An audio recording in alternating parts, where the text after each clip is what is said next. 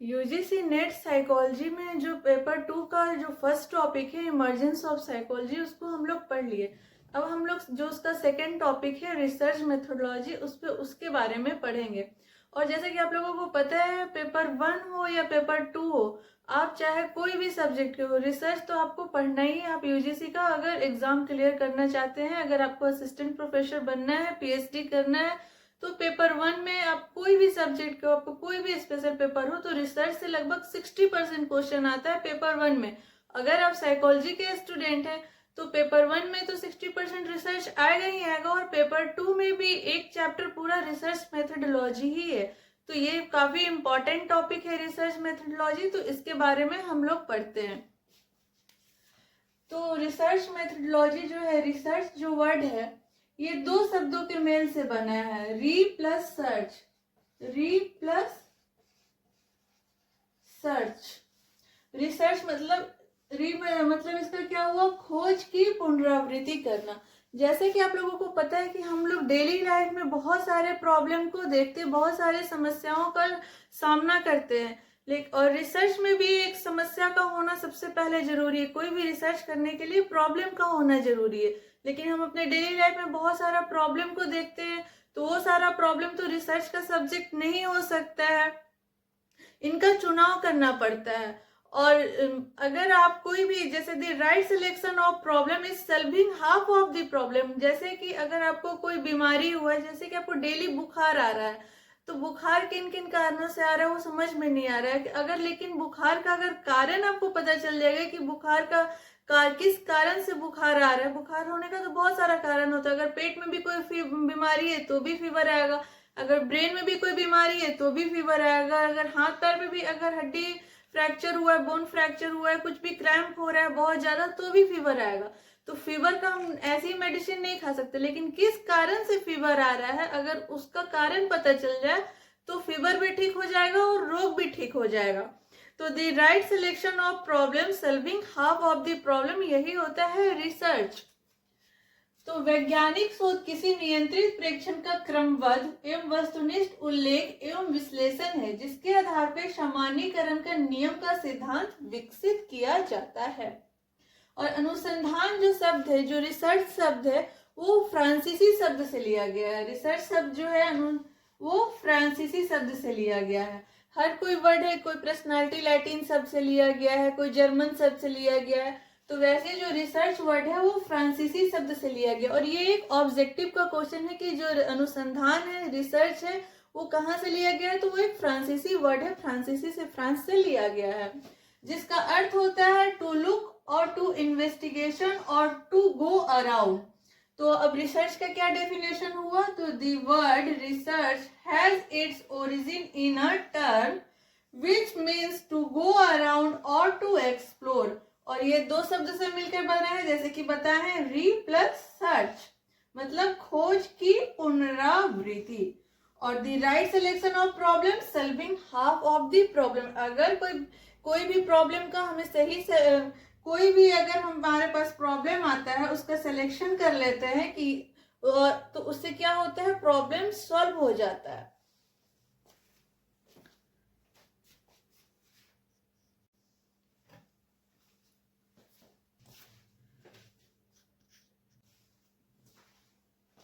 जैसे कि आपको पता है रिसर्च मेथोडोलॉजी काफी इंपॉर्टेंट टॉपिक है, तो अगर यूट्यूब के माध्यम से मेरा ये रिसर्च चैप्टर आप लोग पढ़ रहे हैं तो चैनल को सब्सक्राइब करिए, ताकि आगे का नोट्स आप लोगों को मिल जाए इजिली। और अगर आप फेसबुक के माध्यम से देख रहे हैं तो चैनल को फॉलो करिए। अगर आप चैनल को सब्सक्राइब और फॉलो करिएगा तो आप लोगों को पढ़ने में काफी सुविधा होगी। तो अभी हम लोग रिसर्च देख रहे थे, तो पीवी यंग जो है साइकोलॉजिस्ट, और रिसर्च के बारे में बोले हैं कि रिसर्च विषय का सिलेक्शन है।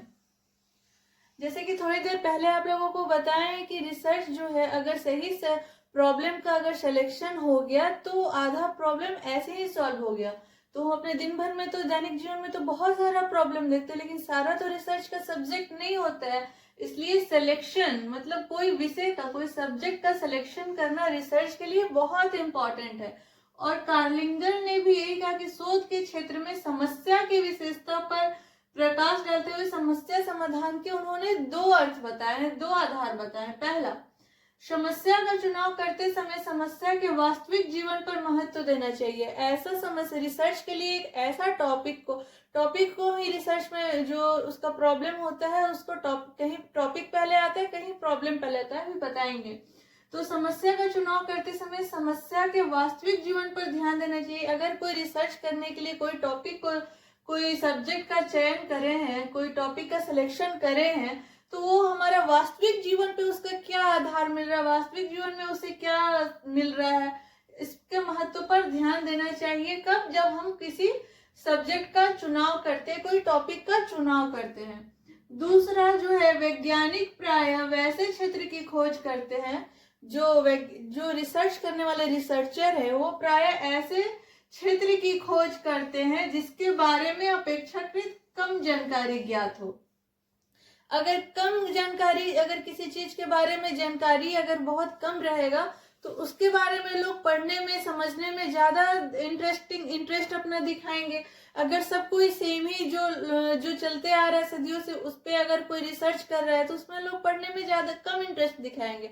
अभी जो है नया टॉपिक जो है एआई का हमारे जो ह्यूमन ब्रेन पर क्या असर हो रहा है। तो ये एक नया करंट टॉपिक हो सकता है कि एआई का हमारा जो ह्यूमन ब्रेन है उस पर क्या असर हो रहा है, कि हम पूरी एआई पे डिपेंडेंट होते जा रहे हैं, या एआई के हेल्प से हमको पढ़ना बहुत जरूरी है, या फिर जैसे अभी हम ये पढ़ रहे हैं ये तो इसमें बिल्कुल एआई नहीं है। तो इस मीडियम से पढ़ना बहुत अच्छा है कि एआई के थ्रू जो नया टेक्नोलॉजी आया है उसके थ्रू पढ़ना बहुत अच्छा है।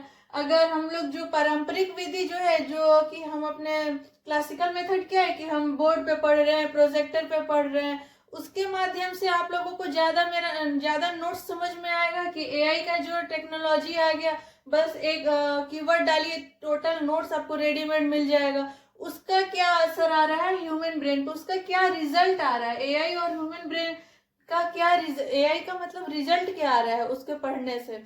हम जो भी पारंपरिक मेथड से जो पढ़ रहे हैं इससे क्या आपको रिजल्ट मिलेगा और एआई से क्या मिलेगा, ये एक दूसरा टॉपिक हो सकता है। एक टॉपिक हो सकता है कि एआई का ह्यूमन ब्रेन पे क्या असर हो रहा है। तो वैज्ञानिक प्रायः वैसे क्षेत्र का खोज करते हैं जिसके बारे में अपेक्षाकृत कम जानकारी ज्ञात हो। तो अभी ये ट्रेंडिंग टॉपिक है एआई, तो इस पे अगर हम रिसर्च करेंगे तो बहुत लोग इसको पढ़ने के लिए जानकारी होगा। एआई को साइकोलॉजी से जोड़ दीजिए, अगर आपको रिसर्च करना है, पीएचडी करना है, साइनॉप्सिस बनाना है, तो दो टॉपिक तो अभी बता दिए कि एआई का ह्यूमन ब्रेन पे क्या असर है, और या क्लासिकल मेथड से हम पढ़ रहे हैं तो हमारा रिजल्ट क्या आ रहा है, हमें जॉब मिल रहा है नहीं मिल रहा है, कि एआई के माध्यम से हम पढ़ रहे हैं तो हमारे जॉब पे क्या असर हो रहा है, जॉब मिल रहा है कि नहीं मिल रहा है। तो ये साइनॉप्सिस हो सकता है, पीएचडी का शोध का थीसिस का विषय हो सकता है। तो विषय का जो चयन होता है वो रिसर्च करने के लिए सबसे इम्पोर्टेंट होता है। रिसर्च अनुसंधान एक ऐसी विधि है जिसके द्वारा नवीन तत्वों की खोज की जाती है। यहाँ नवीन तत्वों की खोज की जा रही है, एआई क्या हुआ, नवीन तत्व और प्राचीन तत्वों की पुष्टि की जाती है। इसका जो ह्यूमन ब्रेन है ये तो प्राचीन तत्व है, तो इसकी पुष्टि की जा रही है कि इसका इस पे क्या इम्पैक्ट पड़ेगा। तो पूरा रिसर्च यही है कि रिसर्च में जो है सबसे पहले प्रॉब्लम का सिलेक्शन करना पड़ता है, और प्रॉब्लम का अगर आप सिलेक्शन जब हो जाता है उसके द्वारा तक नवीन तत्वों की खोज की जाती है और प्राचीन तत्वों की पुष्टि की जाती है। और रिसर्च करने के लिए वैसे टॉपिक का चयन किया जाता है जिसके बारे में अपेक्षाकृत कम जानकारी ज्ञात हो।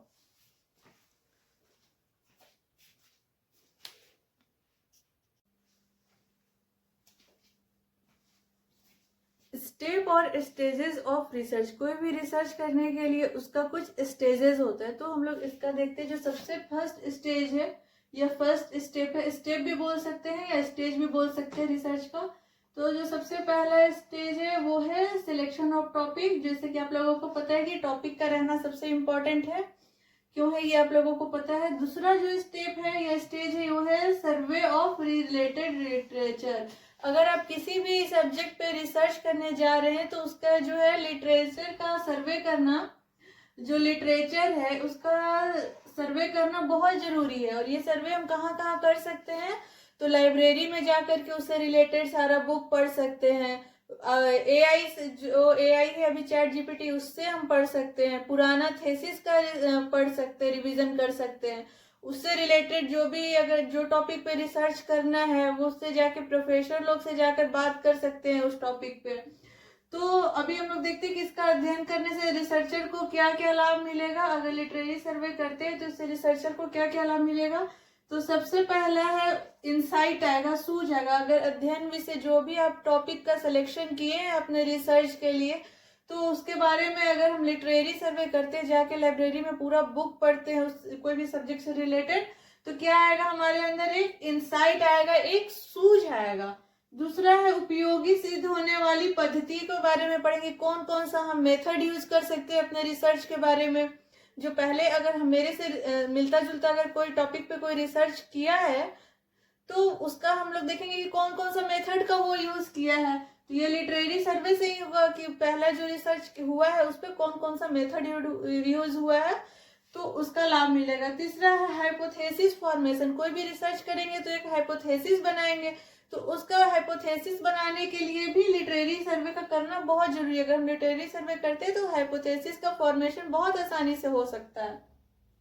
चौथा है रिपीटेशन से बचने के लिए। जैसे कि अभी बताएं कि अगर हम लोगों का जो भी टॉपिक या प्रॉब्लम का हम कोई सिलेक्शन कर रहे हैं तो वो रिपीट नहीं होना चाहिए। क्यों रिपीट नहीं होना चाहिए? कि लोगों को उसको पढ़ने में इंटरेस्ट नहीं होगा। नए ज्ञान, अगर कोई हम नया फील्ड में अगर हम रिसर्च करेंगे तो लोग ज्यादा जागरूक होकर पढ़ेगा, ज्यादा इंटरेस्ट लेके पढ़ेगा। तो अगर हम लिटरेरी सर्वे करते हैं, देखते हैं जाके लाइब्रेरी में हम पढ़ते हैं कि बहुत सारे लोग तो मेरे ही टॉपिक पे रिसर्च ऑलरेडी कर चुका है, तो हम अपना वहां से टॉपिक या तो थोड़ा उसमें हेर फेर कर देंगे या फिर कोई नया टॉपिक का सिलेक्शन करेंगे। तो लिटरेरी सर्वे करने से क्या होता है, पहला तो इंसाइट आता है हमारे अंदर, दूसरा हमें यूज होने वाले टेक्निक्स और मेथड्स के बारे में जानकारी होता है, हाइपोथेसिस फॉर्मेशन में आसानी होता है और रिपीटेशन से हम बच पाते हैं।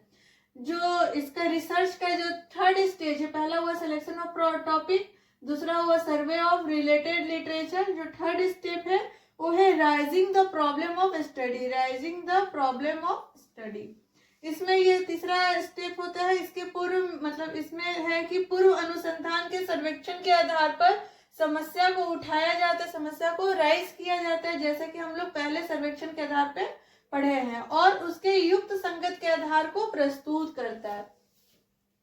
तो फर्स्ट हुआ सिलेक्शन ऑफ टॉपिक, सेकंड हुआ survey of related literature, third हुआ raising the problem of study.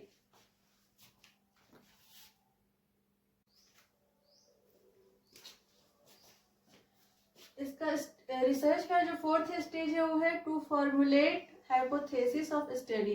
चौथे चरण में शोधकर्ता अपने शोध विषय के कुछ प्रारंभिक ज्ञान और सामान्य अनुभव, मतलब प्रारंभिक ज्ञान जो लिटरेरी सर्वे से हुआ और जो सामान्य अनुभव है के आधार पे हाइपोथेसिस का निर्माण करता है। जो उससे हाइपोथेसिस बनाने से क्या होता है, वो रिसर्चर अंधकार में भटकने से बचता है और शोध को एक निश्चित दिशा मिलता है हाइपोथेसिस बनाने। इसलिए हाइपोथेसिस का फॉर्मेशन रिसर्च के लिए बहुत इंपॉर्टेंट होता है। जो इसका फिफ्थ स्टेज है रिसर्च का वो है सिलेक्शन ऑफ रिसर्च डिजाइन और methodology. Selection of research design और methodology and interpretation of sampling procedure, ये इसका फिफ्थ स्टेज है। सिलेक्शन ऑफ रिसर्च डिजाइन और methodology and interpretation of sampling procedure, शोध कार्य में किन तथ्यों का संकलन करना है तथा ये किन स्रोतों से प्राप्त हो सकते हैं, इसके लिए रिसर्चर एक उपयुक्त डिजाइन का भी चयन करता है।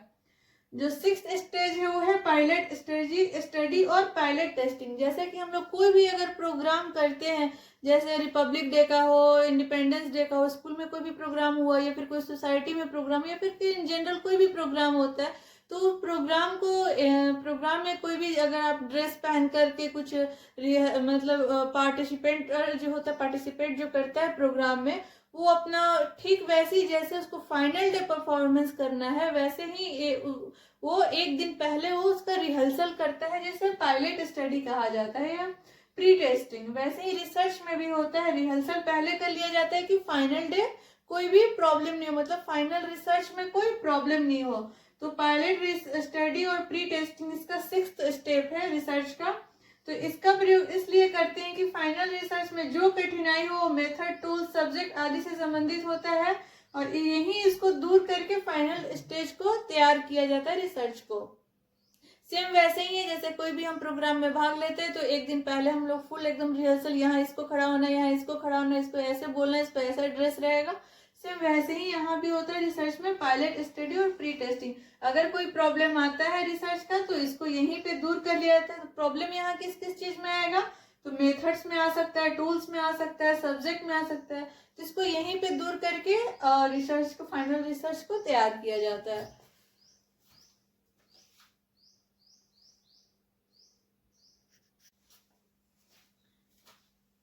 सेवेंथ स्टेप जो है रिसर्च का वो है collection of data, organisation and analysis. इस चरण में डेटा का कलेक्शन किया जाता है, ऑर्गेनाइजेशन, व्यवस्थापन एवं विश्लेषण तटस्थ एवं निष्पक्ष होकर, मतलब बिना बहस हुए किया जाता है। एट्थ जो स्टेप है रिसर्च का वो है verification and classification of hypothesis. इस चरण में हाइपोथेसिस की सत्यापन उपयुक्त सांख्यिकीय, मतलब स्टैटिस्टिकल टूल्स लगाकर हाइपोथेसिस का सत्यापन किया जाता है, वेरिफिकेशन किया जाता है। नाइन्थ जो स्टेज है वो रिसर्च का वो है कंक्लूजन एंड जनरलाइजेशन। इस चरण में हाइपोथेसिस को स्वीकृत अथवा अस्वीकृत किए जाते हैं आधार पर, मतलब निष्कर्ष निकाला जाता है। या तो हाइपोथेसिस एक्सेप्ट होगा या फिर नल हाइपोथेसिस होगा, रिजेक्ट होगा या तो एक्सेप्ट होगा। तो इस स्टेज में जो नाइन्थ स्टेज है इसमें हाइपोथेसिस को या तो एक्सेप्ट किया जाता है या तो रिजेक्ट किया जाता है। जो इसका 10th और लास्ट स्टेज है वो है प्रेजेंटेशन ऑफ रिसर्च। कोई भी रिसर्च रिपोर्ट का जो लास्ट जो स्टेज होता है वो क्या होता है, उसका प्रेजेंटेशन ऑफ रिपोर्ट।